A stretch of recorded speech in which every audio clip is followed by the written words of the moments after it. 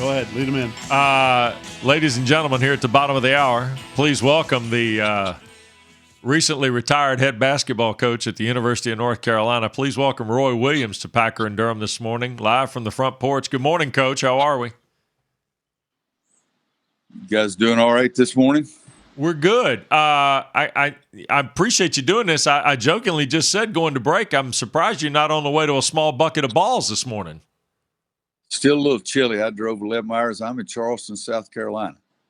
Yeah? Okay. So I'm waiting. Good. I'm waiting to do that a little bit later today. Coach, how much fun has it been watching Hubert Davis and this North Carolina team turn it around from, hey, I'm not sure what this is going to be in January to, hey, let's go to New Orleans and win a national championship? How much fun has it been for you? You know, Mark, it's been great. And you and I both know there were a lot of naysayers out. Good news for me is I never look at social media. One reason why I can't get on it. But I never look at that stuff. But I knew it was out there. My buddies would say something. And I know that Hubert, the same thing. He wasn't paying attention, but his people would say something. And, you know, so after that, you know, just watching the games and seeing our team get better and better all year long was really a lot of fun. And during the games, I'm more nervous than I ever was in any game I ever coached. I tell you the funniest thing, and I don't want to talk your whole show, but seriously, for 33 years, most of the games, I would never look at the score in the first half. I wanted to decide how we were playing because what I thought, not just looking to score. You know, the other team may bank one in and you play great defense or you run a great play and they just missed a layup or whatever. So I would never look at the score until I'd walk off the floor at the Smith Center and then look up at the clock right up above the tunnel. And now Caleb's got the ball, and I look at the score, and he passes to RJ, and I look at the score again. Not even daggum shots been taken. And so I look at the score every single possession. You know, it doesn't change when the basket doesn't go in, and I'll look at it again as the team starts going down. But it's a lot more nervous for me, and during the course of the game, I don't know that I was never nervous a single time in a basketball game. I was just trying to decide what was next. But sitting there in the stands, oh my gosh, it's a different deal, boy. Can I tell you that there used to be a radio announcer that did your games, retired in 2011, and his first year sitting in the seats, he didn't like it very much either. He said it was a lot different and a little bit more uncomfortable, to be honest with you. Well, I don't know that I would say it's uncomfortable because, you know, it's I enjoy making our runs, and when the other team's making their runs, I just try to say, okay, we've got to do this better, we got to do that better. But no, to me, I'm always in the games when I coached, I never thought about the outcome. And, you know, it's about, you guys have heard golfers talk, they think about the routine, whatever their key is in their swing.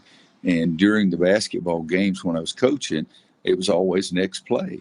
But during the sitting in the stands, I'm thinking, oh my gosh, we're down 5 and there's 44 minutes left in a 40-minute game, but I'm still nervous about the dadgum game, the outcome. And I never thought about the outcome when I was coaching. Listen, you're down in Charleston, South Carolina, which is one of the great cities in America. You're going to go hit balls later this afternoon. You're talking about getting nervous. I can only imagine what you're going to be going through on Saturday when your good buddy Jay Wrights get in the Final Four, your relationship with the University of Kansas and what it means to college basketball, your ties to the University of North Carolina, enough said, and the relationship you've got with Duke because you've been part of the incredible tradition and history. You know, I kidded around the other day that this Final Four is my kind of Final Four, but Roy, quite frankly, this is your kind of Final Four. The Blue Bloods are here, aren't they, boys? Yeah, no doubt. You know, there's no somebody looking for a magic slipper. It's, you know, I hate it for Jay. God almighty, the Moore kid getting hurt. And, you know, how can you have anything worse than that? That's the biggest negative of the whole thing is that kid has been a big-time player. I loved him when he was in high school many years ago. And to tear his Achilles, as soon as he went down, I'm sitting there watching the game with my 2 oldest grandsons, and I said, I think he just tore his Achilles. And so that's the sad thing. But other than that, it's just a really high quality, high level. And, you know, you got a 1 and you got a 2. And I get, was Villanova a 4 or what was Villanova? 2. A 2. Okay, you got 1-2-2-8, and I happen to think we're playing better than anybody, but still got to play on game day. The Carolina Duke event on Saturday night, I mean, for all the years you've seen this, is it unique, and is the key to keep it normal and make it just like a normal Carolina Duke game if such a thing exists? Well, I think it's a heck of a lot more normal than the last game was over at Cameron. That was the one that was the event. But I think this is Final Four, and you can forget about who's coaching, who's leaving coaching, who used to coach, who was a coach 500 years ago. Play the freaking game. And so to me, this one's more normal. And, the fact that it's at the Final Four, I know some people say, God, I wish it was on Monday night. Well, my God, so does Mike and Hubert. They wish it was on Monday night too. But the bottom line is it's a big-time game. The first time I was ever in the Final Four. 1991, we played North Carolina, and I thought that was a big-time game. I was coaching at Kansas, but the other game was Vegas and Duke, and everybody acted like that was for the daggum national championship. A general basketball fan, if you ask who won the national championship in 91, they'll say Duke, that Duke won. They beat Vegas. And that really ticks me off because, by God, we were in the game, but all the attention was on the Duke Vegas game. And Mike did maybe one of his best jobs he's ever done by not letting the kids get too overwhelmed, because Vegas had beaten them like 30 the year before. And he didn't let them get too overwhelmed about revenge or that game, and we just beat them. And he said, hey, we got to play again on Monday night. And even the other day, Seth Reese and Huggy were on the air, and they talked about the first game when Duke won their first national championship. And I forget who said it, but it said when Duke won the first national championship, they didn't have the best talent, but they had him. Well, that ticked me off because, God almighty, they had Bobby Hurley and Grant Hill and Christian Laettner, and you guys know basketball. You won't be able to name 3 starters for my Kansas team. And only one of them ever got drafted. So when he won his first national championship, he did have more talent than the other team. Both of you tried. Name 3 starters from my 91 team that played for the national championship. Mark Randall. Yep. All right. Richard Scott. Nope. No. Oh. Was Pollard on that team? Was Pollard on the team? Nope. And you two guys are experts. God almighty. Kevin Pritchard on that team? Nope. Coach, you want to tell ironic about, I told this story the other day. I was at the game, and it's my favorite Final Four because it had such an incredible storyline. And I've always wanted to ask you this question. I never have. But, I mean, we know how your semifinal game ended against North Carolina, and Pavia throws Dean out of the game, which was crazy. Well, what did he say to you when he shook your hand? Do you remember that exchange? Yeah. Oh God, I remember it like it was this morning. Walked down. He said, I didn't do this intentionally. And I said, I know that, Coach. It just pisses me off. Excuse my language, because I thought it was the most ridiculous thing ever. The person of Coach Smith's stature and of that stature, and at that moment in the game, it was ridiculous. The game was already over with. And so for somebody to act like they wanted to be a big shot. So, and Pete Pavia is a good official, but he made a bad judgment, in my opinion, in that game. But I'll tell you, I'll get you guys in. You can beat anybody in the world on a trivia question. 91 Duke with Bobby Hurley, Grant Hill, Christian Laettner, Thomas Hill, Tony O'Lang, all those guys. They beat the Kansas team that started Adonis Jordan, Terry Brown, Alonzo Jameson, Mike Maddox, and Mark Randall. Now, you tell me they didn't have better talent than the other team. Come on, man. Yeah. Come on, you're man. Right. Yeah. You're right. You're exactly right. That this Final Four, I do really believe will be about the game. The last game in Cameron was about Mike, but I think this is going to be about the game. Can I share something with you? Because I know how much you thought of this guy. And we ran 2 lists today. First-year coaches to make the Final Four, of which Hubert Davis joins the list, and coaches in their last year to make a Final Four. Do you know who's on both lists? Bill Guthridge. He was my coach. That doesn't surprise me. I think I would have gotten that. I really do believe I would have gotten that. Al McGuire, his last game, they won it, and I was in there watching it.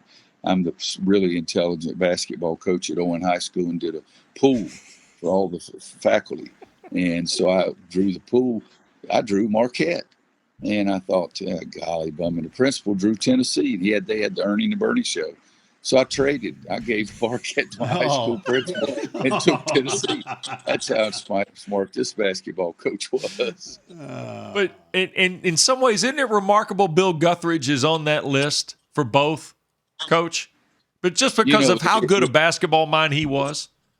No, he was as good as you can be. And he understood the things that he was not strong at and had people around him who were strong. He was so intelligent, so organized, so competitive that it doesn't surprise me. And I loved the man. I really did. And like I say, I played for him on the freshman team.